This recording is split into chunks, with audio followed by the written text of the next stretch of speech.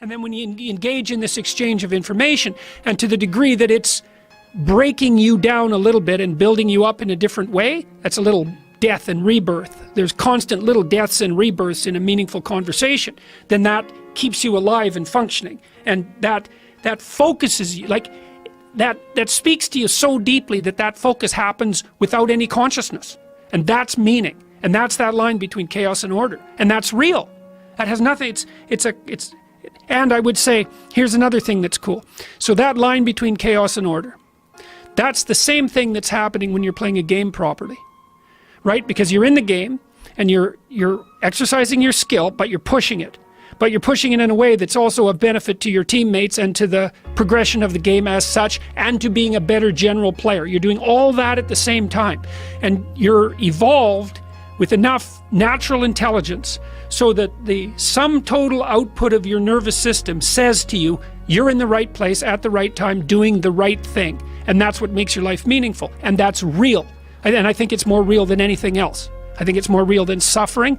I think it's more real than malevolence, because it's the antidote to both of those. And so the whole moral relativism issue for me is a non-starter. It's just wrong. There's lots of ways of interpreting the world, but there aren't very many ways of interpreting it optimally. And you can feel when you're doing that. It makes you stronger. And then the people that come to me after my talks and say, well, you know, I've been putting my life together, I've developed a vision, I've been trying to be more responsible, I've been trying to be more honest and put my relationships together. They're all sparkly-eyed because of this, or crying sometimes, because it's really had an impact on them at a deep level. They think, oh wow, this actually works. It's like, yeah, it actually works. It's real.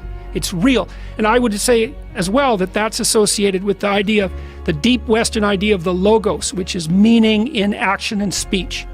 So, you know, if we have a conversation that's meaningful, then that's a manifestation of the spirit of the logos, and that's the thing that destroys and recreates at the same time.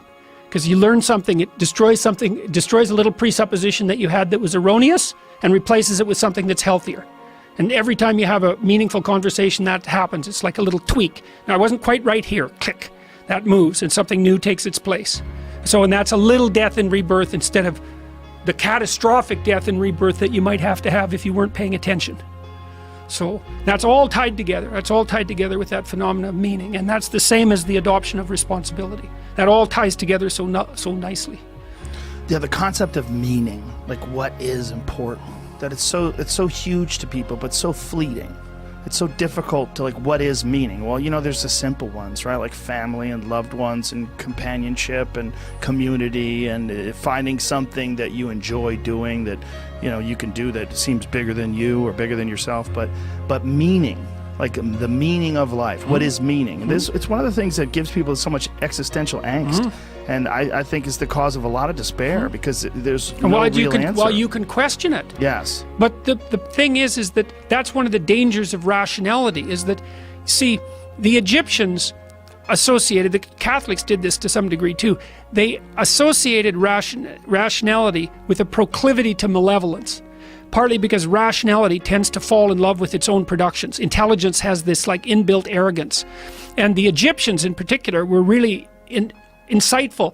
They tried to replace the idea of intelligence as the highest virtue with the idea of attention as the highest virtue. This is something Aldous Huxley knew. He wrote a book called Island. And Island was an island that was populated by, had a lot of birds on it, and the birds could talk, and all they did was say, pay attention, to remind everybody on the island to pay attention all the time. But you can undermine your sense of meaning and you can question it, but the best thing to do is to actually pay attention to when it manifests itself, because it's a phenomenon like color or